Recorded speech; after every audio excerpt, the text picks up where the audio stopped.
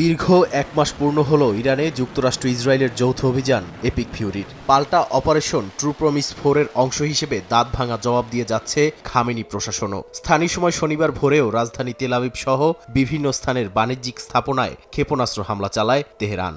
শুধু ইরানি নয়, ইসরায়েলি বাহিনীর বিমান লক্ষ্য করে ভূমি থেকে আকাশে রকেট হামলা চালিয়েছে লেবাননের সশস্ত্র গোষ্ঠী হিজবুল্লাহ। এছাড়া দক্ষিণের সীমান্ত থেকে ইসরায়েলে হামলা চালানো হয়। পাশাপাশি ইয়েমেন থেকে ইরানের প্রতি সংহতি জানিয়ে ইসরায়েল অভিমুখে ক্ষেপণাস্ত্র হামলা চালায় হাউথিরা।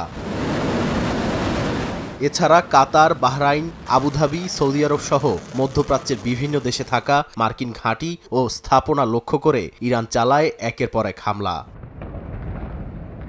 এর আগে শুক্রবার রাতে ইরানের বুশেরা শহরে থাকা পারমাণবিক স্থাপনাকে লক্ষ্যবস্তু বানায় নেতানিয়াহু বাহিনী। শনিবারও তেহরান বিশ্ববিদ্যালয়ে চালানো হয় আক্রমণ। এছাড়া পশ্চিম ইরান, কেরমানশাহ প্রদেশ এমনকি জানজান শহরেও হামলা চালায় ইসরায়েলি সেনারা। লেবাননের অবস্থা আরও ভয়াবহ। দেশটির দক্ষিণাঞ্চল এবং রাজধানী বৈরুত ছাড়াও কফার তেবনিদ শহর সহ বিভিন্ন স্থানে হামলা চালিয়েছে দখলদার সেনারা।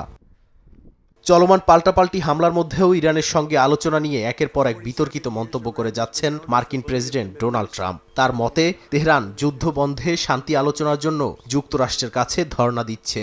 একই সঙ্গে তিনি বক্তব্যের সময় হরমুজ প্রণালীকে ট্রাম্প প্রণালী আখ্যা দিয়ে তেহরানের জ্বালানি স্থাপনায় হামলার হুঁশিয়ারি দেন। অন্যদিকে তার পররাষ্ট্রমন্ত্রী মার্কো রুবিও বলেন, মাস নয় চলমান যুদ্ধ আর কয়েক সপ্তাহ স্থায়ী হতে পারে। একই সুরে কথা বলেছেন ট্রাম্পের বিশেষ দূত স্টিভ উইটকফও। ইরানের ট্রাম্প প্রণালী মানে হরমুজ প্রণালী খুলে দিতেই হবে। আমার মনে হয় নেটোর পাশে যুক্তরাষ্ট্রের থাকার আর কোনো দরকার নেই, তাই না? আমি আশা করছি ইরানের যুদ্ধ কয়েক সপ্তাহের মধ্যে শেষ হয়ে যাবে, এক মাসও লাগবে না।